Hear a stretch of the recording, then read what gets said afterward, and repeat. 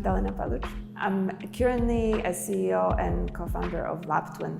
LabTwin is a digital medtech company based in Berlin. What we deliver is a digital lab assistant for scientists in laboratories. It's a voice-first technology, and it's built upon machine learning models.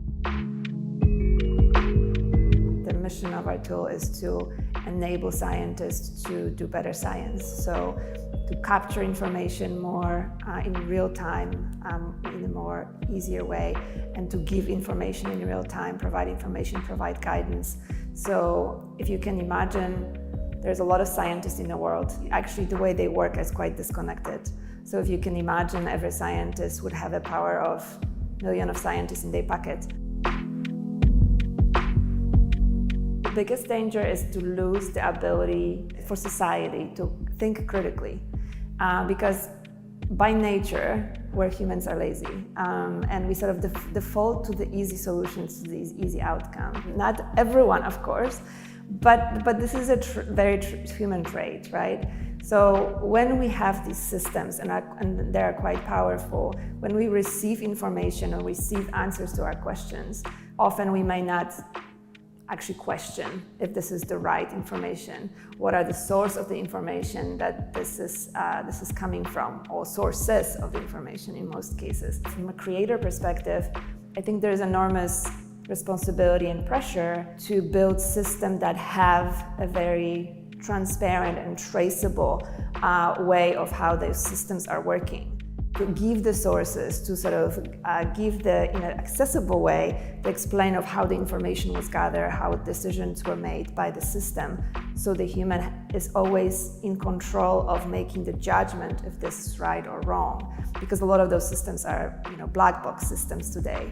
So there's responsibility, I think, and with that comes enormous, I think, pressure to give that transparency in a way, because it's usually a very complex process in a system in an accessible way. One is in the design of the systems in interaction, right? So right now is exactly as you described. It's set up for consumption. You ask a question, you receive a whole bunch of answers or content back. This system doesn't ask you questions. Actually, I've never been asked, is this the right answer, right?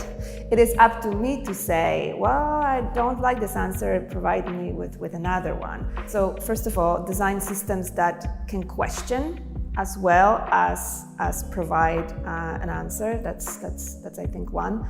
And two, provide that sort of traceability, that audit trail of how the system came to that specific content. And that's usually, if you read a book, if I was to acquire a certain knowledge and I would be reading 10 different books, I could develop my own judgment of which information came from which book, who wrote it, how credible that source is, right?